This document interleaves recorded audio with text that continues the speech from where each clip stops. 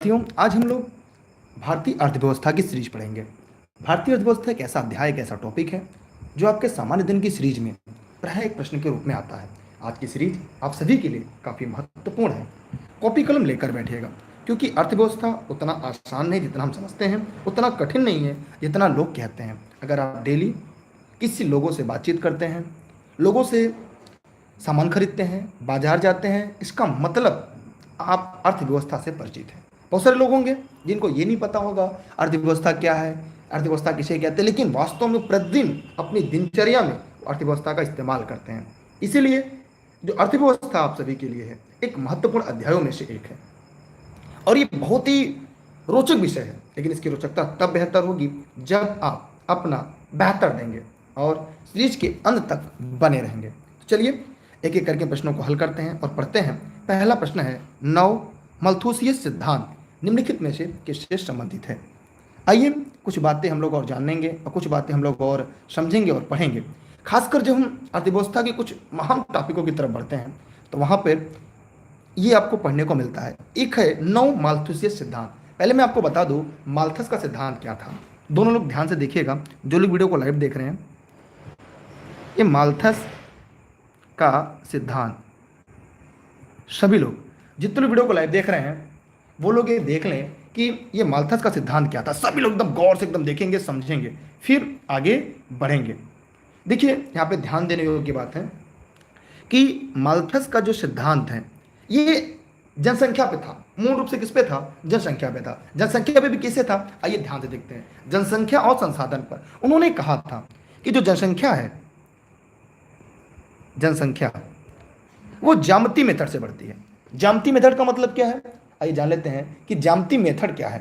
जैसे आज दो जनसंख्या है, 4, 8, 16, 32, 64, 128, 256, इस तरह से जनसंख्या बढ़ती है।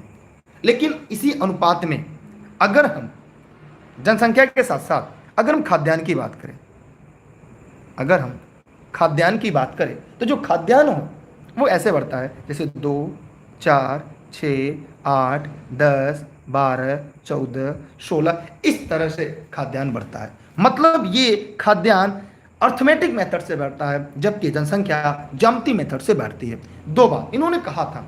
मेरी बात को गौर से समझने का प्रयास करिए। अगर आपको सिलेक्शन लेना है तब नोट्स भी बना लीजिएगा, क्योंकि मैं उम्मीद ये करूंगा कि आप सिलेक्शन के एकदम नज़दीक पहुंच जाएं।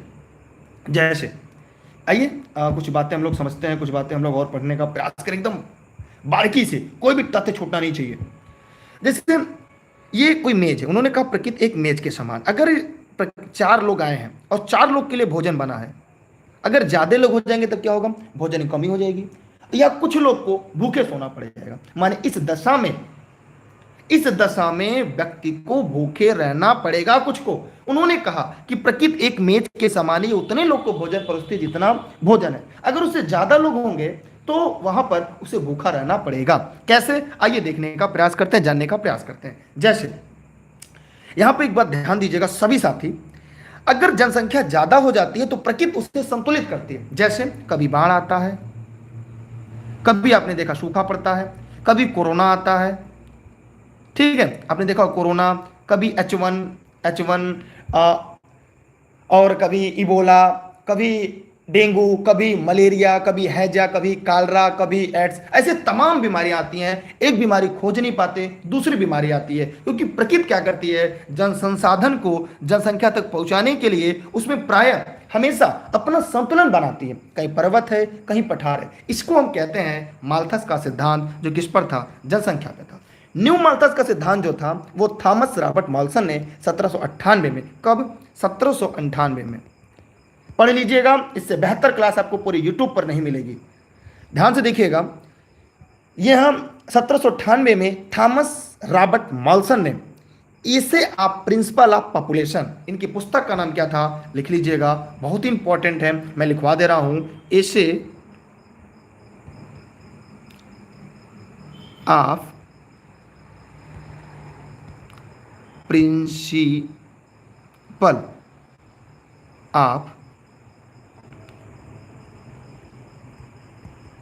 पॉपुलेशन, ये पुस्तक आई थी। किसकी थी? थॉमस रॉबर्ट माल्थस की। प्रश्न लिख लीजिएगा, ये परीक्षा में पूछा जा चुका है। Robert Malthus. कब? 1798 में, ऐसे लिखिएगा, 1798 में। आइए इसके बारे में बात कर लेते हैं।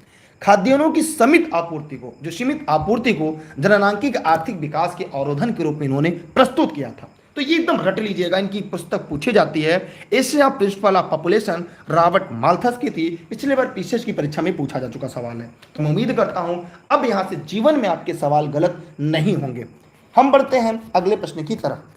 ठीक है, किसी के मन में कोई सवाल हो, कोई प्रश्न हो तो कमेंट सेक्शन में कमेंट जरूर करेगा। स्क्रीनशॉट सभी लोग ले लीजिएगा, नोट्स बना लीजिएगा। बाकी आपकी इच्छा, इससे बेहतर क्लास नहीं मिलेगी, इसलिए वीडियो को शेयर कर दीजिएगा, साथी मित्रों तक पहुंचा दीजिएगा। क्लास थोड़ी सी विलंब होगी, इसके लिए सॉरी। आगे बढ़ते हैं। अगला, किस आर्थिक प्रणाली में सरकार यह निर्णय लेती है कि समाज की आवश्यकता के अनुसार भिन्न वस्तुओं का उत्पादन किया जाएगा? जल्दी से कमेंट करिएगा, कमेंट करने के बाद जवाब दीजिएगा। इस बात की गारंटी है कि पूरे यूट्यूब पर ऐसी सेशन आपको नहीं मिलेगी। जी हां, जल्दी से कमेंट करिएगा। किस आर्थिक प्रणाली में सरकार निर्णय लेती है कि समाज की आवश्यकताओं के अनुसार भिन्न वस्तुओं का उत्पादन किया जाए? देखिए, समाजवादी, मिश्रित, पूंजीवादी, इन सभी को मैं आपको यहां समझाना चाहूंगा। अच्छा, पहले का आंसर क्या था? एक सवाल आया सर, पहले का आंसर क्या था? यह था 9 माल्थस सिद्धांत जो था वह संसाधन की कमी से था। सी उस प्रश्न का सही जवाब था। अब हम अगले पे आते हैं। किस आर्थिक प्रणाली में सरकार निर्णय लेती है? ध्यान दीजिएगा, खूब ध्यान से एकदम समझाएंगे हम आपको। अब बताइए, अमेरिका में अगर नासा कोई यान लॉन्च करना चाहता है, उसका निर्णय कौन करता है? जल्दी से कमेंट करिएगा। अगर नासा में कोई यान लॉन्च करना है, कोई उपग्रह छोड़ना है, कोई सैटेलाइट लॉन्च करना है, तो वहां का निर्णय कौन करता है? सरकार? जी नहीं, वहां की एजेंसी करती है। समाजवादी व्यवस्था ना है, वहां पर पूंजीवादी है। पूंजीवादी में क्या होता है, यहां पर कंपनी जैसे होती है, मतलब सारा काम कंपनियां देखती है सब। जैसे एक छोटा सा एग्जांपल देखते हैं, आपको सारा कॉन्सेप्ट समझ में आ जाएगा। पूंजीवादी का मतलब ये समझ लीजिएगा, प्राइवेट स्कूल। पूंजीवादी का मतलब है प्राइवेट स्कूल। समाजवादी का मतलब है सरकारी स्कूल। मिश्रित का मतलब हमारे देश में आप देखने होंगे सरकारी भी स्कूल है। एकदम आपको थियरी पूरी समझ में आ जाएगी, मुझे कुछ बताना ही नहीं पड़ेगा।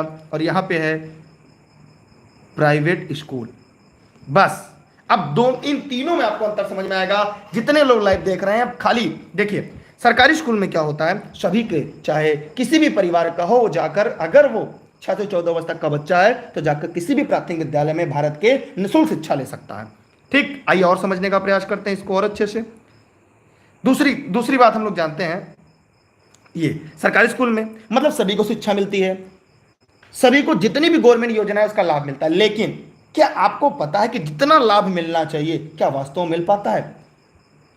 मतलब इसमें जो कर्मचारी उनको वेतन पूरा मिलता है, वेतन ज्यादा मिलता है समय से। यहीं पे प्राइवेट स्कूल है, यहाँ पे बच्चों की पढ़ाई कैसे होती है? यहाँ पे बच्चों की पढ़ाई कैसे होती है? यहाँ के टीचर वेल क्वालिफाई होते हैं, यहाँ के कम होते हैं। यहाँ के टीचर सैलरी ज्यादा, यहाँ के टीचर सैलरी कम। यहाँ पे रिजल्ट जो होता है शायद इसकी अपेक्षा कुछ कम आता है। ऐसा क्यों, मुझे नहीं पता, लेकिन इस समय सरकारी स्कूल प्राइवेट से ज्यादा बेहतर कर रहे हैं। तो आपने समझ लिया दोनों में क्या है। मैं दरअसल नहीं बता सकता, उसका बहुत सारे रीजन है, क्योंकि मैं निःशुल्क क्लास आप लोग को दे रहा हूँ, चाहे फेसबुक पे, चाहे यूट्यूब पर, चाहे प्ले स्टोर पर देख पा रहे हैं एप्लीकेशन पर। मैं स्वयं सरकारी एक अध्यापक होने की वजह से मैं इस पर ज़्यादा डिफाइन नहीं कर सकता, ठीक है। इसलिए, और जो हमारे यहाँ देश में है, यहाँ पे दोनों प्रकार की व्यवस्था है, चाहे जिसको लीजिए। तो हमारे यहाँ आप बताइए, किसी भी आर्थिक प्रणाली में, यहाँ पे किसी आर्थिक प्रणाली की बात करें दुनिया किसी देश में, उसे हम कहेंगे, क्या कहेंगे? हम उसे समाजवादी व्यवस्था कहते हैं, सोशलिज्म के नाम से जानते हैं। जैसे सोशलिज्म, कैपिटलिज्म, मिक्स्ड इकोनॉमी, ये 3 प्रकार की है। हमारे देश में मिक्स्ड है, लेकिन जहां पे आर्थिक प्रणाली सरकार निर्णय लेती है, सरकार, पूरा निर्णय सरकार का होता है, वहां पे समाजवादी सोशलिज्म होती है। अर्थात इस प्रश्न का जो सही विकल्प होगा, इस प्रश्न का राइट और सही जवाब होगा, क्योंकि अब की बार एक सीट हमार, ठीक है। किसी का कोई दिक्कत, कोई समस्या, कोई प्रश्न हो तो जरूर पूछ सकता है। क्लियर? Any doubt? हम बढ़ते हैं अगले प्रश्न की तरफ। वीडियो को शेयर जरूर करिएगा, ऐसी क्लास आपको नहीं मिलेगी, इस बात की गारंटी पूरी यूट्यूब पर, व्याख्या हम पूरा पूरा करेंगे। ठीक है, अब मैं एग्जांपल देता हूं, जैसे रूस। रूस में क्या है, सारे काम सरकारी होते हैं। पूंजीवादी यूएसए, अमेरिका समझ लीजिए, मिश्रित में भारत। एक एग्जांपल मैंने दे दिया। मिक्स्ड इकोनॉमी अगर आपको समझना है तो भारत को ध्यान में ला लीजिए। अगर आपको सोशलिज्म समझना है रूस को, कैपिटलिज्म समझना है अमेरिका को। इससे आपका कॉन्सेप्ट क्लियर हो जाएगा। हम बढ़ते हैं अगले प्रश्न की तरफ। भारत में योजनाबद्ध अर्थव्यवस्था, भारत में योजनाबद्ध अर्थव्यवस्था किस पद्धति पर आधारित है? जल्दी से कमेंट करिएगा मेरे प्यारे साथियों, इस देश के निर्माताओं, बार एक सीट हमार।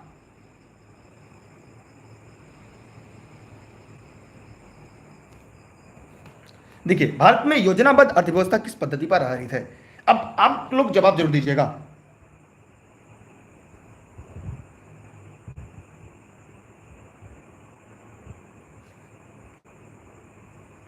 जल्दी कमेंट करके बताइएगा सभी साथी। देखिए, भारत में योजनाबद्ध अर्थव्यवस्था किस पद्धति पर है? मैं अपने बचे हुए समय से आपको निःशुल्क क्लास देता हूं ताकि आप लोग का भारत निर्माण हो, भविष्य भी आगे बढ़ता रहे। देखिए, भारत में जो है वो कौन सा है व्यवस्था, जल्दी से कमेंट करिएगा। देखिए, योजनाबद्ध अर्थव्यवस्था किस पद्धति पर है? भारत में जो योजनाबद्ध अर्थव्यवस्था है वो कैसी व्यवस्था है? जैसे जो योजनाएं आती हैं वो सरकारी होती हैं, तो सीधा सीधा समाजवादी है।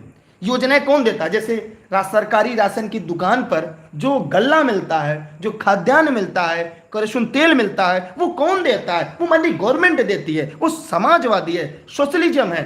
अब जैसे बच्चों को फ्री में किताबें देती, कौन देती है? सोशलिज्म है। बच्चों को निःशुल्क शिक्षा देना सोशलिज्म है। तो ये कहां पे आता है? समाजवादी अर्थव्यवस्था के अंतर्गत आता है। ठीक है, तो यहां पर हमने देखा इस प्रश्न का जो सही विकल्प होगा वो डी होगा। मैं उम्मीद करता हूं कि आप लोग इस प्रश्न का उत्तर समझ रहे होंगे। भले वीडियो को मत शेयर करिए, मत लाइक करिए, ठीक है, लेकिन तथ्य को समझिएगा जरूर, क्योंकि हम अर्थव्यवस्था में जब तक एग्जाम्पल नहीं आएगा अर्थव्यवस्था का क्लास कभी क्लियर नहीं होगा। चाहे आप भारत के सबसे बड़े नगरी मुखर्जी नगर में पढ़ाएंगे इकोनॉमिक्स, जब तक कोई भी अध्यापक उसका व्याख्या नहीं करेगा, एग्जाम्पल नहीं देगा, तब तक समझ नहीं आएगा अर्थव्यवस्था। गणित की भांति है, जितना उदाहरण दोगे उतना आसान होता जाएगा। सेम है से हमारे अर्थव्यवस्था है। हम बढ़ते हैं अगले प्रश्न की तरफ। एक है गिफिन। गिफिन वस्तु, गिफिन वैसे एक व्यक्ति का नाम है, ठीक है। निम्न स्तरीय तथा घटिया माल पर विचार करते समय हमें ज्ञात होता है क्या? जैसे घटिया माल गिफिन माल भी अवश्य होगा, गिफिन माल घटिया भी अवश्य होगा। देखिए, जो गिफिन माल होता है वास्तव में वो घटिया जरूर होगा। आइए इसके बारे में जानते हैं। इस बात का संकेत किसने दिया था? उस व्यक्ति का नाम क्या था? Robert Giffen. क्या नाम था उसका नाम? मैं इसको समझाऊंगा विथ एग्जाम्पल। रॉबर्ट गिफिन, इसलिए इन्हीं के नाम पर ऐसी वस्तु गिफिन वस्तु कहा गया, ठीक है। उपभोक्ता जो होता है, कंज्यूमर जो होता है, अपनी आय का बड़ा भाग व्यय करता है। इन वस्तुओं पर मांग का नियम लागू नहीं होता, बल्कि मूल्य वृद्धि में इनकी मांग, मूल्य बढ़ने पर इनकी मांग बढ़ जाती है, मूल्य में कमी आने से कमी हो जाती है। एक एग्जाम्पल देते हैं, मैं एग्जाम्पल दे रहा हूं, सब लोग समझिएगा। अगर समझ में आ जाए तो क्लास को शेयर करिएगा, वरना मत करिएगा। ध्यान समझिए। जैसे हम ये जानते हैं कि यदि मांग और पूर्ति का नियम, शॉर्टकट में पढ़ा रहा हूं, मांग और पूर्ति का नियम, जैसे जब किसी वस्तु की मांग बढ़ जाती है तो उसकी पूर्ति कम हो जाती है। जब वस्तु का मांग बढ़ता है, पूर्ति कम होती है, तो वस्तु का मूल्य क्या होगा? जब वस्तु की मांग बढ़ जाएगी, पूर्ति कम होगी, वस्तु का मूल्य क्या होगा? बढ़ जाता है। जैसे कल्पना करिए कि अचानक ऑक्सीजन गैस की सिलेंडर की मांग तेजी से बढ़ गई, तो सिलेंडर का मूल्य क्या हो गया? तेजी से बढ़ गया। और जैसे उसकी मांग कम होगी, उसका मूल्य क्या हो जाएगा? कम हो जाएगा। ये मांग और पूर्ति, डिमांड एंड सप्लाई का नियम है। इसे कहते हैं theory of demand and supply. लेकिन गिफिन वस्तु क्या होता है, आइए ध्यान से समझते हैं। आइए ध्यान से समझते हैं, सभी लोग फिर से समझने का प्रयास करते हैं दोबारा। जैसे आप बाजार गए, आपकी मम्मी ने कहा कि बेटा जाते समय आप मटर ले लेना। आप गए, मटर था 100 रुपया केजी। तो आपने क्या किया कि मटर तो बहुत महंगा है, आपने क्या किया, इस मटर को ले लिया 500 ग्राम। ठीक है, लेकिन अगले दिन गए तो आप मटर लेने के लिए, उस दिन मटर कितना था, 80 रुपया, या मान लेते 60 रुपया केजी। क्या था, 60 रुपया केजी। तो आप करते क्या है कि जब 60 रुपया केजी था, आप ये प्रयास करते हैं कि मटर को थोड़ा ज्यादा ले लेते हैं। कहते चलो यार 1.5 किलो दे दो, नहीं पहले आधा किलो जो लाते थे, अब मटर कितना आपने क्वांटिटी लिया, 1 केजी ले लिया। ठीक, लेकिन अब बताइए कि अब मटर हो जाए 10 रुपया प्रति केजी। अब मटर 10 रुपया प्रति केजी हो जाए और एक इसी में से एक घटिया मटर छाट कर रख दिया जाए, कहा जाए ये 6 रुपया प्रति केजी है, आप कौन सा मटर लेंगे? जल्दी से कमेंट करिएगा, दिए गए प्रश्न का जवाब दीजिएगा सभी लोग।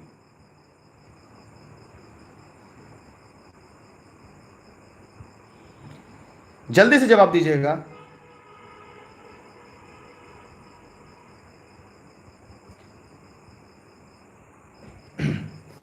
ठीक है, अब बताइए, अब यहां पर होगा, इसे कहते हैं गिफिन वस्तुएं, इसका मूल्य कम हो गया, फिर भी लोग घटिया सामान नहीं खरीदेंगे। खरीदेंगे कौन, बढ़िया वाला खरीदेंगे, क्योंकि यहां का मांग का नियम फेल हो गया। मांग कम हो जाने पर भी, मूल्य कम हो जाने पर भी मांग बढ़ने की जगह घट जा रही है। इसी को कहते हैं ग्रिफिन गोड्स, इसे ग्रिफिन वस्तुएं कहा जाता है। माने मूल्य वृद्धि से इनकी मांग बढ़ जाती है। जैसे इसकी मूल्य बढ़ जाए, जैसे कि इनकी मूल्य में क्या होती है, जैसे इनका मूल्य वृद्धि से इनकी मांग बढ़ जाती है, मूल्य कम आने से इनकी मांग भी क्या होती है, कम हो जाती है। और भी मैं सुनाऊं, मतलब कई एग्जाम्पल आपके, तो मैंने एक एग्जाम्पल दिया, और सारे एग्जाम्पल है। घी का एग्जाम्पल है, जैसे अगर आपसे कह दिया जाए कि अगर 100 रुपया किलो में देसी घी है और 60 रुपये किलो डालडा घी है, और ये देसी घी 80 रुपया हो जाए और डालडा घी आपका 40 रुपया हो जाए, कहेंगे थोड़ा कम ही खाओ लेकिन देसी खाओ। क्यों, क्योंकि देसी घी ज़्यादा अच्छा है डालडा का अपेक्षा। तो यहाँ पर क्या होगा, जैसे ग्रिफिन वस्तु की, अब डालडा क्या हो गया, ग्रिफिन वस्तु हो जाएगी। अभी भी स्थानापन्न वस्तुएं होती है, जैसे मैं एक दो एग्जाम्पल और दे दूं, वैसे मुझे आगे देना चाहिए। एक होती है स्थानापन्न वस्तुएं। स्थानापन्न क्या होती है पता है, जैसे अगर बालू, बालू जानते हैं आप लोग, बालू रेत, अगर बालू का रेट बढ़ जाए तो सीमेंट क्या हो जाता है, बिक्री कम हो जाती है। अब बताइए, सीमेंट का रेट बढ़ जाए तो बालू की बिक्री कम हो जाए। ये एक दूसरे के विरोधाभास वस्तुएं हैं। क्या होती हैं, विरोधाभास। एक का मूल्य बढ़ जाने पर दूसरे को प्रभावित हो जाता है, इसको कहते हैं, कौन सी वस्तु कहते हैं? जल्दी से कमेंट करिएगा। जी हाँ, जल्दी जल्दी कमेंट करिएगा, क्योंकि मेरा उद्देश्य आपका सिलेक्शन है। अब की बार एक सीट हमार, ध्यान से समझिएगा कि एक का मूल्य बढ़ने से दूसरा प्रभावित हो रहा है, इसे कहते हैं विरोधाभास वस्तुएं कहा जाता है। जैसे अगर समझने का प्रयास करिएगा, जैसे अगर जूते का रेट बढ़ जाए, जूते का रेट बढ़ जाए, जूते का खूब रेट बढ़ जाए ना, तो जो मोजा की मांग क्या हो जाएगी, कम, क्योंकि जब जूता खरीदेंगे तभी तो मोजा खरीदेंगे। तो मतलब एक के मूल्य बढ़ने से जब दूसरा वस्तु प्रभावित होता है, तब वहां पर हम क्या कहते हैं, तब वहां पर जो नियम लगता है उसे कहते हैं विरोधा। एक होती है स्थानापन्न वस्तु। जैसे अगर चीनी का रेट बढ़ जाए, चीनी का रेट बढ़ जाए तो लोग कहेंगे चलो गुड़ से काम चला लेते हैं। किससे, गुड़ से। माने चीनी का रेट बढ़ गया तो उसकी मांग कम होने की जगह लोग किस पर टूट पड़ते हैं, गुड़ पर टूट पड़ेंगे। जैसे चाय महंगा हो गया तो क्या करेंगे लोग, कॉफी पे चलो, चलो कॉफी पीते हैं, तो लोग क्या पिएंगे, अब कॉफी पीना शुरू कर देते हैं। तो इसे कहते हैं स्थानापन्न वस्तुएं कहते हैं। कितने लोग ऐसे हैं जिनको ये कॉन्सेप्ट समझ में आया, बाकी लोग आते रहेंगे जाते रहेंगे, लेकिन इस बात की गारंटी है कि एक बार तथ्य समझेंगे, जीवन में कभी भूलना नहीं पड़ेगा। जरा कमेंट करके बताइए भैया, आप लोग मेरे प्यारे साथियों, इस देश के निर्माताओं, समझ में आ रहा है ना? स्थानापन्न वस्तुएं क्या है, विरोधाभास वस्तुएं क्या है, लाभ डिमांड क्या है, ग्रिफिन गुड्स क्या है, सबको क्लियर हो गया कॉन्सेप्ट? चलिए आगे चलते हैं। स्क्रीनशॉट कर सकते हैं आप। इस प्रश्न का उत्तर भैया बी था। नहीं भी पीछे कोई कमेंट करेगा सर उत्तर आपने बताया नहीं। हाँ, जैसे शिव जी ने कहा दाल महंगी होगी तो सब्जी खाना शुरू करेंगे, प्याज महंगा होगा मूली खाना शुरू कर देते हैं लोग। देखिए प्याज महंगा हो जाता है जब, प्याज, तो लोग क्या खाते हैं, मूली खाना शुरू कर देते हैं ना। अब कोई स्क्रीनशॉट देखे तो कहेगा ये क्या मास्टरवा बकलोल है क्या, चीनी गुड़ चाय चाय पत्ती जूता मोजा पढ़ाया है। ठीक है, आप लोग तो ऐसा नहीं कहेंगे ना। अगला, बिना बिना बीमा योग्य अथवा अनिश्चितता जोखिम क्या है? थोड़ी शब्दावली इसकी टेढ़ी मेढ़ी होती है, तो मैं आपको यहाँ बताना चाहूँगा। देखिए, आग का बीमा होता है ना कि आग लग जाने पर क्षति होती है तो बीमा मिलता है, बाढ़ आ जाने में कोई डूब जाए, उस वस्तु की कीमत में परिवर्तन हो जाए, लेकिन प्रचलन फैशन में कोई परिवर्तन हो जाए तो आपको बीमा का लाभ नहीं मिलेगा। समझ गए मेरा कहने का मतलब? ध्यान से दिमाग लगाइएगा कि बीमा कब आपको मिलेगा। अगर मान लीजिए आपको ने कोई कपड़ा था पसंद किए, आग से जल गया, मोबाइल था, मोबाइल आग लग गया, बाढ़ के पानी में डैमेज हो गया, या वस्तु जो था वो आसमान छूने लगा, तो क्या होगा? आप उसमें क्या ले सकते हैं? जोखिम। लेकिन अगर फैशन बदल जाए, कोई नया मॉडल आ जाए, तो कहेंगे पुराने वाले को बदल दो, क्या नहीं होगा ना? अगर ऐसा है, ऐसे लोग शादी कर लिए और शादी करने के बाद पता चला कोई दूसरी बढ़िया पति मिल रहा है किसी को, तो क्या कोई पति बदल देगा? कोई पत्नी बढ़िया मिल रहा है, कोई पत्नी बदल देगा? अगर बदल देगा तो यही कहलाएगा कि प्रचलन परिवर्तन होने पर बीमा नहीं मिलेगा, बीमा का लाभ नहीं मिलेगा। फैशन बदल जाए, प्रचलन बदल जाए, ऐसा नहीं है। ठीक है, जैसे आपने लिया कोई नए तरह का फैशन लिया फिर बदल जाए तो नहीं होगा ना। ऐसा होता तो लोग पति बदल लेते, पत्नी बदल लेते, यार पत्नी ठीक नहीं है, पति ठीक नहीं है, चलो बदल देते हैं। ठीक है, इस प्रश्न का उत्तर क्या होगा? D is a right answer. अगला, निम्नलिखित में से क्या उपभोक्ता माने कंज्यूमर जब शब्द आए, उपभोक्ता जब शब्द आए, तो आप अपने आप को समझ लिया करिए। अगर मेरे साथ अर्थव्यवस्था पढ़नी है, मैं पानी पी लेता हूं, तब तक आप इस प्रश्न का जवाब देते रहिए, क्योंकि प्यास भी लग गई।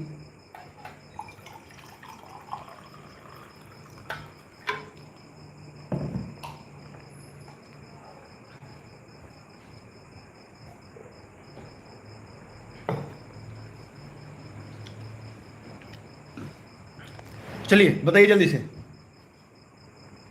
देखिए, उपभोक्ता में अर्ध टिकाऊ वस्तुएं क्या क्या होती है, इसके बारे में जान लेते हैं हम लोग, जल्दी से जानते हैं सभी लोग।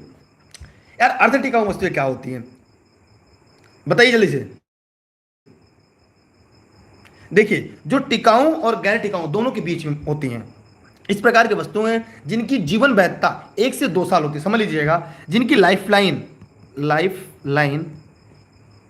1 या 2 ईयर होता है, उन्हें हम अर्ध टिकाऊ वस्तु कहते हैं। ये बात जानेगा, जिनकी लाइफ लाइन 1 से 2 साल। कार टेलीविजन ज़्यादा दिन होती है, दूध कम दिन होती है, खाद्यान्न जैसे गेहूं चावल है, ये ज़्यादा दिन तक नहीं, 1 से 2 साल तक बस। जूता हुआ, कपड़ा हुआ, संरक्षित पदार्थ हुआ, ये सारे ज़्यादा दिन, माने ऐसे जो 1 से 2 साल चले, 1 और 2 ईयर। तो ये खाद्यान्न जो होते हैं 1 या 2 साल, 1 या 2 साल। अब पंखा एक बार लगा लिए कई साल चलता है, 10 साल, 5 साल, 20 साल। तो याद रखिएगा, अर्ध टिकाऊ जहां पे आ जाए, अर्ध टिकाऊ उपभोक्ता वस्तु जो टिकाऊ तथा गैर टिकाऊ दोनों के बीच है। टिकाऊ, ये टिकाऊ है, ये गैर टिकाऊ है, इन दोनों के बीच में जो आएगा उसे ही हम अर्ध टिकाऊ वस्तु कहते हैं। ठीक है,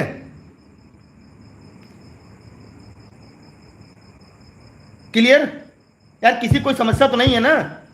चलते हैं अगले प्रश्न की तरफ, क्योंकि आज की क्लास थोड़ी छोटी होगी, क्योंकि थोड़ी मैंने क्लास को काफ़ी विलंब से शुरू किया था। घटिया वस्तु के लिए मांग गिरती है जब, कब? अभी मैंने ऊपर इसके बारे में व्याख्या किया था, जल्दी जल्दी कमेंट करिएगा।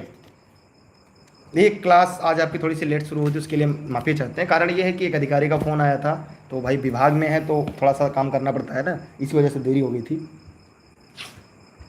हमारे विभाग के सबसे बड़े अधिकारी का। घटिया वस्तु के लिए मांग गिरती है जब कीमत बढ़ती है, आय बढ़ती है, कीमत घटती है, आय घटती है।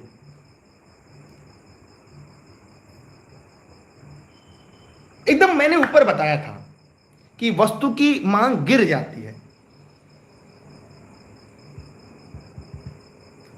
बताइए जल्दी से कमेंट करके यार आप लोग। देखिए, निम्न कोटि या घटिया, इन्हें एक और नाम से जानते हैं। घटिया वस्तु को ग्रिफिन वस्तु कहते हैं, ऊपर बताया। एक और जानते हैं, इन्हें इन्फेरियर गुड्स के नाम से भी जानते हैं। इन्फेरियर गुड्स, मेरी राइटिंग थोड़ी सी गड़बड़ है यार ना, इसलिए स्पेलिंग थोड़ा सा डीएस समझिएगा उसको। ऐसी वस्तु जिनकी मांग उपभोक्ता की आय बढ़ने पर, जब उपभोक्ता की आय बढ़ती है आय बढ़ने पर मांग घट जाती है और आय कम होने पर बढ़ जाती है। इस प्रकार उपभोक्ता आय तथा घटिया वस्तु की मांग में विपरीत संबंध होता है। इसलिए इस प्रश्न का उत्तर कि जब मांग गिरती है उसकी आय बढ़ जाती है। भैया आप लोग तो जो कमेंट सेक्शन में कोई सवाल पूछा करें ना, आप लोग उसका जवाब दे दिया करिए। हम आगे बढ़ते अगले प्रश्न की तरफ। यह एक प्रश्न है, यदि किसी माल की, इसको गुड्स समझा करिए आप लोग, कि मांग के ऋणात्मक आय लोच है और धनात्मक मूल्य लोच है, तो कैसा माल है?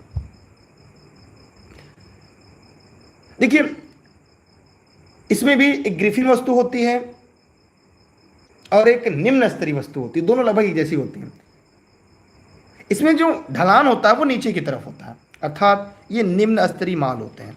निम्न स्तरीय कह सकते हैं गिफिन वस्तुएं, ऐसे लिखिएगा। घटिया वस्तुएं, जैसे आप कभी कभी जब आप आलू लेने जाते होंगे, आलू लेने जाते हैं आप लोग, ठीक है। देखिए जैसे आलू हो गया, तो ये आलू जो है, जैसे आप देखते होंगे यहां लगाया होगा 8 रुपया किलो, वही आलू इसमें से निकाल के रखता है 6 रुपया, वही आलू यहां पे रखता है 10 रुपया, तो 3 किस्म का आलू रखता है। तो वही इसी समझ लीजिएगा कि आलू में जो प्रोडक्ट मिलता है वह आपका निम्न स्तरीय आएगा, घटिया माल जो होगा इसमें आएगा। क्लियर हो रहा है सबका? चलते हैं अगले प्रश्न की तरफ। औसत परिवर्तन लागत वक्र के आकार कैसे होते हैं? देखिए इसमें मैं ज्यादा व्याख्या नहीं करूंगा, यू आकार के होते हैं। आकार कैसे होता है? यू। अभी आगे हम लोग जब थियरी पढ़ेंगे तब मैं बताऊंगा यू आकार कैसे होता है। मतलब उत्पादन की प्रति इकाई परिवर्तनशील लागत होती है, यह परिवर्ती अनुपातों के नियम लागू होने के कारण यू आकार हो जाती है। थियरी थोड़ी सी हार्ड है और खासकर आपके परीक्षा के लेवल से थोड़ा सा ऊपर है, लेकिन मैं चाह रहा हूं कि मैं जब पढ़ाऊं तो कई चीजें व्याख्या कर दूं ना। यू आकार जानते रहिएगा। अगला है, ये वीडियो फेसबुक पेज और YouTube channel e learning with Durgesh पर लाइव है। निम्नलिखित में से किस प्रकार के बाजार में एक व्यवसायिक संघ कीमतों को नियंत्रित करने में असमर्थ रहता है? एकदम बढ़िया से एग्जांपल दूंगा, कभी जीवन में नहीं भूलेगा।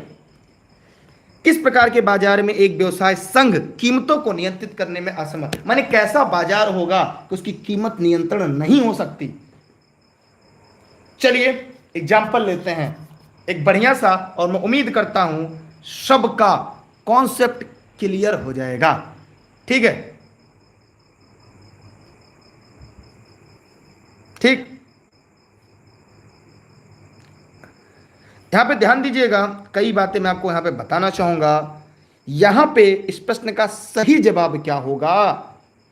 जब पूर्ण स्पर्धा होगा या पूर्ण प्रतियोगिता, इसे एक नाम से और जानते हैं पूर्ण प्रतियोगिता। ये इकोनॉमिक की शब्दावली, यही शब्दावली आपको खाली समझनी है बस, बाकी अर्थव्यवस्था बहुत आसान है। जब पूर्ण प्रतियोगिता होगा, इसके अंतर्गत फर्म कीमतों को नियंत्रित करने में असमर्थ होती है। कैसे? आइए ध्यान देते हैं। जैसे अब जब बाजार में ऑक्सीजन गैस, जैसे ऑक्सीजन मान लेते हैं, ऑक्सीजन गैस है, अचानक इसकी कीमत मान लीजिए 450 रुपया पर सिलेंडर है, अचानक उसकी मांग तेजी से बढ़ जाती है। यही सिलेंडर पहले 4500 होता है, यही सिलेंडर फिर 45,000 रुपया हो जाता है। अगर कोई एक व्यवसाय संघ चाहे कीमत को नियंत्रित करना, तो क्या कर सकता है? क्या बताइए, बताइए जल्दी से कमेंट करके, क्या कर सकता है? नहीं।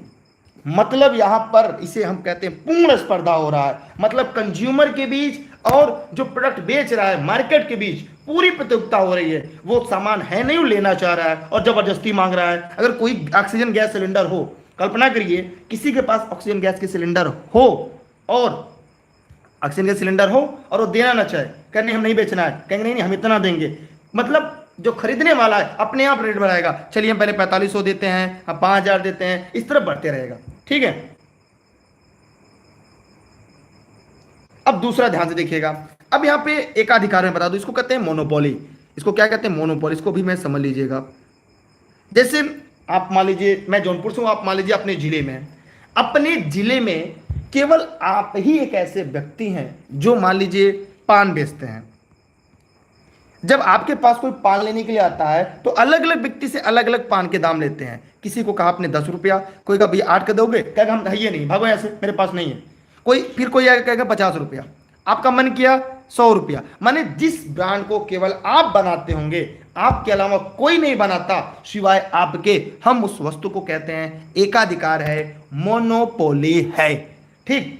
अब आप कहेंगे सर जैसे कोलगेट है, आप कहेंगे सर कोलगेट तो केवल कोलगेट बनाती है, तो कहेंगे जी नहीं, कोलगेट जैसा बहुत सारी कंपनियां बनाती हैं, इसलिए कोलगेट का एकाधिकार नहीं होगा। क्योंकि मंजन जैसे डॉबर बनाती है, पतंजलि बनाती है और क्लोजअप बनाती है, कोलगेट, मतलब मंजन को कई ब्रांड, अगर केवल एक ब्रांड बनता, मंजन केवल एक कंपनी खाली बनाती, जैसे AK-47 केवल एक व्यक्ति बनाता है AK-47, राफेल कोई एक व्यक्ति बताता है तो उसकी कीमत वह स्वयं निर्धारित करेगा। इसलिए राफेल, समझ आया आप लोग को।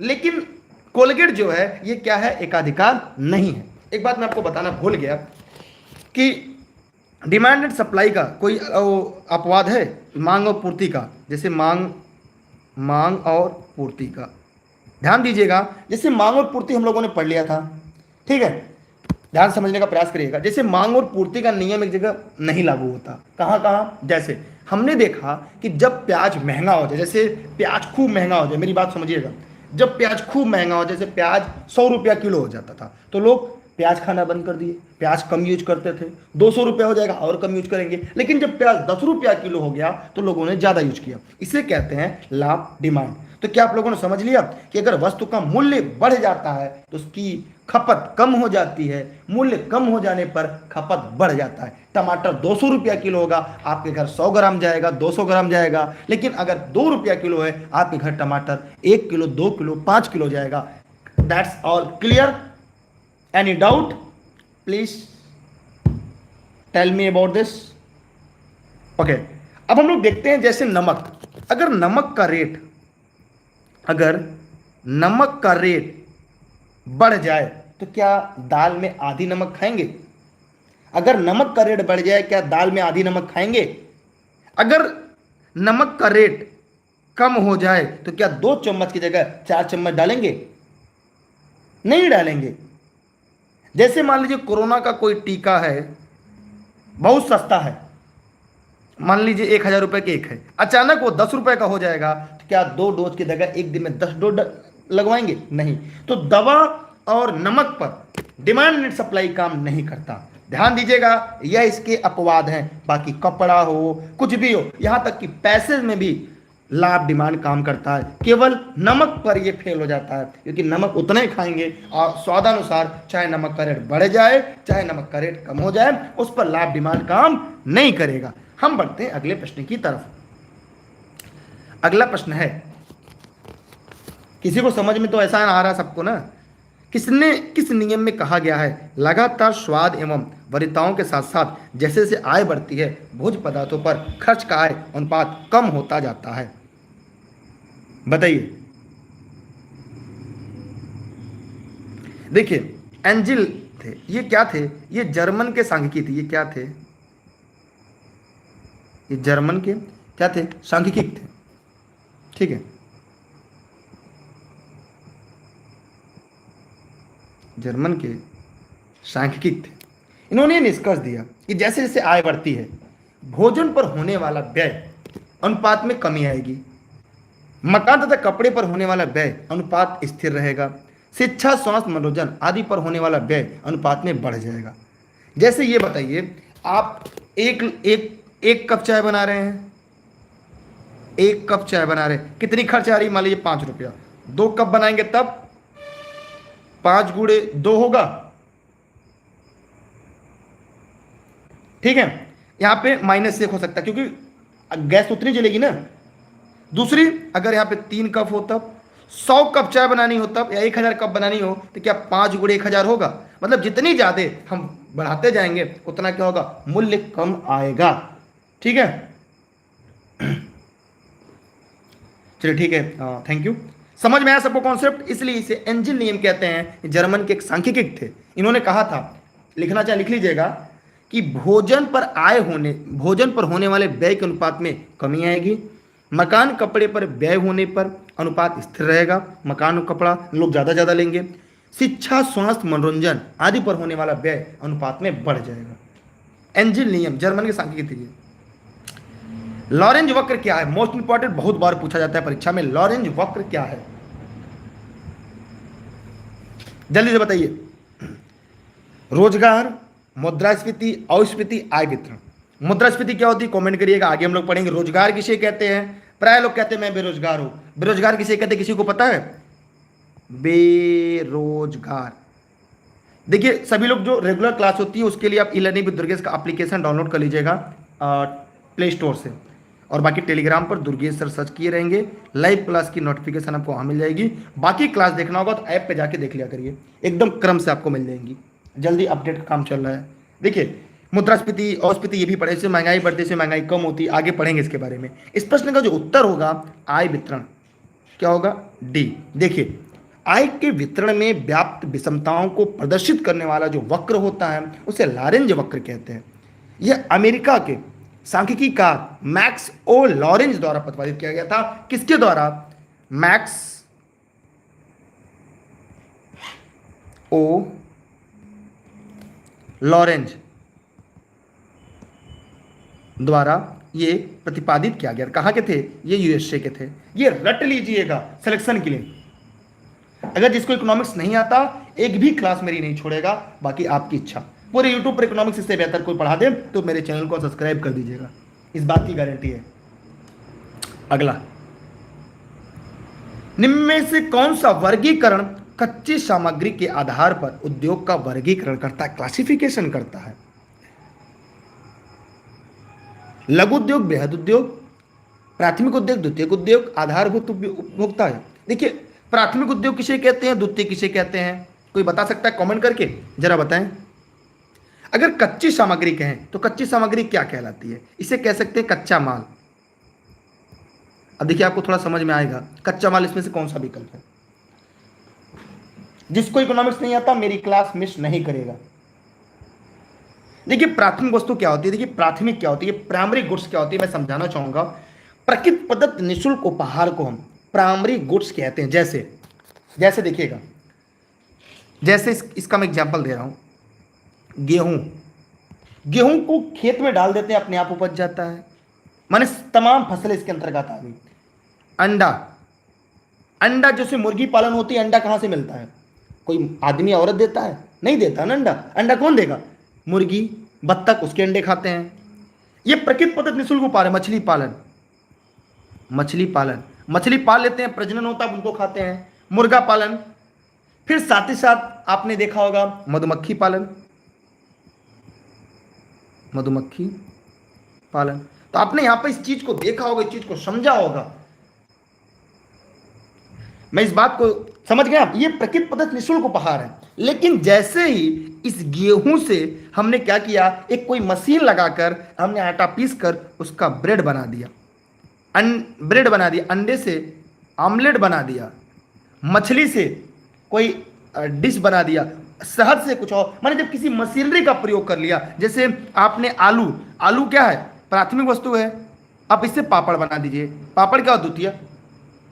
खनिज संसाधन क्या है? प्राथमिक। लेकिन सोने का हार क्या है, झुमका क्या है, पायल क्या है, वो द्वितीयक। और तृतीयक क्या होती है? सेवा, वो दिखाई नहीं देती, मिल जाता। मैं पढ़ा रहा हूं, अगर आपके मम्मी पापा पूछेंगे भैया बहनी कि भैया कई किलो पढ़े, कई मीटर पढ़े, तो क्या बता पाएंगे? ये सेवा है। ठीक है। अब यहां पर कच्चा माल क्या होगा, जरा कमेंट करिए। कच्चा माल होगा कृषि आधारित, खनिज आधारित कच्चा माल, रॉ मटेरियल जिसे कहते हैं, ये कच्चा माल होगा। यानी इस प्रश्न का उत्तर डी। और कृषि आधारित, खनिज आधारित कच्चे माल को हम प्राथमिक भी कहते हैं, द्वितीयक में भी आता है। क्लियर हुआ सबका कॉन्सेप्ट? डी इस प्रश्न का राइट आंसर होगा। कृषि आधारित, खनिज आधारित, इनको कच्चा माल कहते हैं। जैसे आपको सोने का हार बनवाना है तो क्या करते हैं? अब कच्चा माल लाते हैं। जैसे आपको सब्जी बनानी है, तो क्या बाजार से कच्ची सब्जियां लाते हैं, मसाले लाते हैं, उसको पकाते हैं, फिनिश गुड बनाते हैं। ठीक है, हम चलते हैं अगले प्रश्न की तरफ, स्क्रीनशॉट कर लीजिएगा। अगला प्रश्न आपके सामने है, यदि कोई देश उपभोक्ता वस्तुओं को छोड़कर और कोई उत्पाद न नहीं करता है तो उसमें रहन सहन का दर्जा सबसे ऊंचा होगा। क्या होगा, जरा कमेंट करिएगा सभी लोग, फटाफट कमेंट, जल्दी कमेंट करिए, क्योंकि आज क्लास में विलंब से शुरू किया था तो मैं चाहूंगा मैं जल्दी खत्म करूं आपका। जल्दी जल्दी बताइए। देखिए, उसमें यदि ज्यादा नहीं तो देखिए इस प्रश्न का उत्तर क्या होगा, वह शीघ्र ही गरीब बन जाएगा यदि उसका विदेश व्यापार नहीं होगा। देखिए, यदि कोई देश उपभोक्ता वस्तुओं को छोड़कर और कोई उत्पादन नहीं करता, जैसे मान लीजिए हमारे यहाँ केवल फसल होता है, फसल या सब्जी होती है, मानते हैं फसल या सब्जियां खाली होती हैं, खाली आप वही वस्तुएं खाते हैं जो उत्पादन, और कोई उत्पादन नहीं करते हैं आपके गांव में, आपके जिले में, तो क्या होगा, भूखमरी आ जाएगी। यार ये बताइए, आपको मोबाइल भी चाहिए, आपको रेडियो भी चाहिए, आपको टेलीविजन भी चाहिए, आपको अच्छे चप्पल चाहिए, अच्छे कपड़े चाहिए, पेट्रोलियम चाहिए, भैया सब चलेगा कहाँ से? केवल कृषि प्रधान रहने से क्या आपका देश सर्वाइव कर पाएगा? कभी नहीं कर पाएगा। केवल एग्रीकल्चर वे में नहीं कर पाएगा। जो किसान होते क्यों चाहते हैं उनके बच्चे नौकरी करें? क्यों वो चाहते हैं उनके बच्चे आईएएस पीसीएस बने? क्यों उनके बच्चे चाहते हैं मास्टर बने, दरोगा बने, पुलिस बने, एसआई बने, लेखपाल बने? क्यों? इसका यही कारण है। इसलिए इस प्रश्न का जो सही विकल्प है वो सी इज ए राइट आंसर होगा। हम बढ़ते हैं अगले प्रश्न की तरफ। ये सभी लोग पढ़े, जिनको नहीं पढ़ना है वो छोड़ के क्लास चले जाए, क्योंकि ये सिलेक्शन के लिए क्लास देना है, क्लास बड़ी होगी, केवल अपने टॉपिक टू टॉपिक पढ़िएगा। देखिए, निम्नलिखित में कौन सा आर्थिक सुधारों का अंग नहीं है? एकदम इंपॉर्टेंट सा प्रश्न है और बहुत हलवा वाला प्रश्न है, बताइए।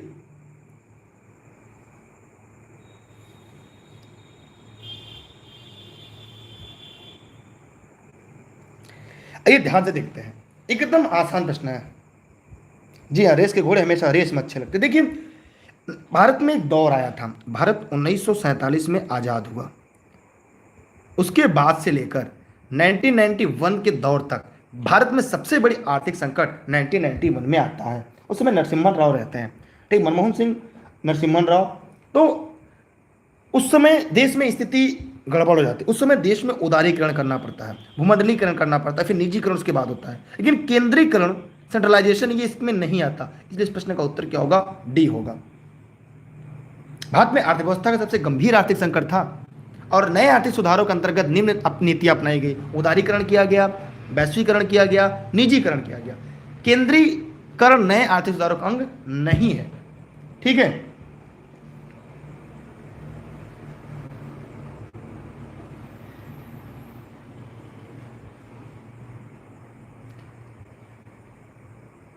जनगणना भी तो सरकारी आदमी ही करता है। अगले प्रश्न की तरफ बढ़ेंगे। समझ में आ गया सबको? कॉन्सेप्ट क्लियर हुआ? इसको भी मैं बताऊंगा उदारीकरण क्या हुआ था, लेकिन क्लास थोड़ी छोटी रहना चाहिए, नहीं तो मैं आपको बताता उदारीकरण क्या है, कैसे एकदम डिफाइन कर समझाता। ग्लोबलाइजेशन क्या हुआ था? विश्व की महामंदी किस वर्ष आई थी? जल्दी से कमेंट करिएगा सभी लोग। देखिए, ऑनलाइन क्लास से नोट्स संबंधित किसी भी जानकारी के लिए लर्निंग विद दुर्गेश के ऑफिस के नंबर पर जुड़कर बात कर लीजिएगा। ये क्लास जौनपुर जनपद के सिराजे हिंद से आपके लिए लाइव चलती है, ठीक। अगर आपके मन में कोई सवाल, कोई प्रश्न हो बताइए। बहुत ही इंपॉर्टेंट प्रश्न है। इसी के साथ हम आज की क्लास को खत्म करते हैं और सभी लोग टेलीग्राम ज्वाइन कर लेंगे। डेली अगर पढ़ना है तब दुर्गेश सर सर्च करके ई लर्निंग विद दुर्गेश। और साथ ही साथ एक बात ध्यान दीजिएगा आप लोग कि इकोनॉमिक्स अगर वास्तव में आप पढ़ना है तो काम करिएगा, प्ले स्टोर ऐप से ई लर्निंग विद दुर्गेश का एप्लीकेशन डाउनलोड करिएगा, क्योंकि मेरी क्लास निःशुल्क है। वहां पे जाइएगा, इंटरनेट का खर्चा उनका आपको और ऐप का खर्च देकर मात्र आप सारी क्लासेज वहां पे प्राप्त कर सकते हैं। सभी लोग जितने लोग वीडियो को लाइव देख रहे हैं, तो ऐप जरूर इंस्टॉल करिएगा। उस पर भी अगर आप नहीं मिलेगा तो ध्यान रखिएगा, एक हफ्ते के अंदर सारी क्लासेज अपडेट कर दी जाएगी, सारी क्लासेज आपको मिल जाएंगी, ठीक है। बाय बाय, जय हिंद, जय भारत, वंदे मातरम। आज की क्लास यहाँ पे समाप्त होती है। इस प्रश्न का उत्तर होगा 1929। क्योंकि महामंदी का जो दौर चला था दुनिया में, उसकी शुरुआत 1929 से लेकर ये 32 तक चला था। जब मंदी आती है क्या क्या होता है मैं आपको बताना चाहूँगा। अगर आप चाहें कि अगर सुनना चाहें मैं बताऊँगा मंदी में क्या फ़ायदा होता है, क्या घाटा होता है, कैसे होता है, मैं सारी बातें एक एक करके स्पष्ट कर सकता हूँ। लेकिन वही है कि आप लोग भागना शुरू कर देंगे तो मैं कैसे बताऊंगा। सुनना चाहेंगे? चलिए ध्यान सुनिएगा। कोई बताने वाला नहीं है आज के टाइम पे ऐसे क्लासेज। देखिए कैसे मंदी में होता क्या है। जैसे मान लीजिए आपने कोई कंपनी डाली, कोई कंपनी नाम बताइए आप, कोई कंपनी आपने डाला। जैसे मान लीजिए यहाँ पे कंपनी लग गई, ई लर्निंग विद दुर्गेश की कंपनी लग गई। एक छोटा सा है कि ई लर्निंग विद दुर्गेश की कंपनी लग गई। यहाँ पे क्या बनती हैं? केवल किताबें बनती हैं। क्या बनती हैं? किताबें। ध्यान से देखिएगा, केवल किताबें छपती हैं जीएस की। ठीक है, जीएस की किताबें छपती थी। ध्यान समझिएगा कि किताबें छपती थी और खूब सब लोग पढ़ते थे। हाँ, इसमें 10,000 एम्प्लाई काम करते थे। ठीक है, अचानक मंदी आ गई, लोगों के पास पैसे नहीं थे। जब लोगों के पास पैसे नहीं थे तो लोगों ने किताब पढ़ना बंद कर दिया। जब लोगों ने किताब पढ़ना बंद कर दिया, अगर जो है सप्लाई होती तो कम होने लगी। जब सप्लाई किताब की कम होने लगी तो हुआ क्या यहाँ पे कि रूम रेंट देना होगा, कमरे का रेंट देना होगा, और जो एम्प्लाई थे उनको मंथली देना होगा। तो कंपनी क्या करेगी? अब इनमें कुछ एम्प्लाई की छटनी कर देगी। अब क्या करेगी? 10,000 एम्प्लाई कहेगी भैया 5,000 एम्प्लाई आइए। जब 5,000 एम्प्लाई आना शुरू करेंगे, ठीक है, यहाँ पे ध्यान दीजिएगा, जब 5,000 एम्प्लाई आएंगे तो क्या होगा? अब ये 5,000 एम्प्लाई और बेरोजगार हो गए, इनके पास पैसे नहीं थे, मंदी में और मंदी। अब क्या होगा? किताबें अभी भी नहीं बिक रही हैं, रूम रेंट देना है क्योंकि बिक नहीं रही हैं। तब हम लोग करते क्या है कि एक किताब के साथ छोटी किताब फ्री। आपने देखा होगा ना, बड़े मंजन के साथ छोटा मंजन फ्री। ठीक है, आपने देखा ना, बड़े मंजन के साथ छोटा मंजन फ्री। तो यहां पर होगा क्या? एक किताब के साथ एक किताब फ्री। फिर भी नहीं होगा तो फिर क्या होगा? वो 4,000 को और छटाई कर देगा, बचेंगे 1,000 कंपनी। अब क्या होगा? माल बिक नहीं रहा है, किराया बढ़ गया, कंपनी घाटे में चली जाएगी। तो कंपनी जब घाटे में चली जाएगी, लॉस हो जाएगा, माल बिकेगा नहीं, एम्प्लाई की छटनी हो जाएगी, एम्प्लाई बेरोजगार से और बेरोजगार हो जाएंगे, कंपनी दिवालिया हो जाएगी, उसका मालिक मर जाएगा बेचारा, फांसी लगा लेगा, कंपनी बर्बाद हो जाएगी। और धीरे धीरे क्या होगा? देश में हर कंपनी के साथ यही हाल होगा और देश बर्बाद होना शुरू हो जाएगा। इसलिए मंदी देश में कभी ना आए। इसलिए मंदी बहुत ही खतरनाक होती है किसी भी देश के लिए। ठीक है, चलिए कभी बताएंगे प्रति व्यक्ति आय का खेल क्या होता है। ठीक है, जब वो आगे पढ़ेंगे तब हम बताएंगे कि पर कैपिटल इनकम कैसे निकाला जाता है, कैसे निकलता है, क्या उसकी खासियत है। देश छोटा होगा तो उसकी पर कैपिटल इनकम ज़्यादा क्यों हो जाती है, बड़ा देश होने पे पर कैपिटल इनकम कम कैसे हो जाती है, ये सारे लॉजिक हम आपको बताएंगे। ठीक है, और कोई सवाल कोई पूछ रहा था, मैं चाहूँगा दोबारा सवाल पूछ ले। क्लास कैसी लगी कमेंट जरूर करिएगा। अगर मंदी आएगा देश में तो आप क्या काम करेंगे तो जरा कमेंट करिएगा जरूर आप लोग। मैं शॉर्टकट में बताया, वैसे मंदी टॉपिक अपने आप में खुद ही बड़ा बड़ा टॉपिक है। बताइए, ठीक है, किसी कोई सवाल नहीं है ना? Bye bye, best all. कल मिलते हैं अगली क्लास में, सेम समय पे यही टाइम रहेगा। हाँ, कल देरी नहीं होगी, एकदम राइट टाइम आपकी क्लास मिलेगी। ठीक है, बाय बाय। कोई सवाल पूछ रहा था ऊपर कि मेरे सवाल का जवाब नहीं दिया सर ने, अब उसका सवाल ही नहीं आ रहा है। मैं इंतजार कर रहा हूँ कि जवाब दे दूंगा। ठीक है, बेस्ट ऑफ लक। जय हिंद, जय भारत। क्लास बड़ी होती लेकिन क्या करें, चलते हैं। ठीक है, जय हिंद।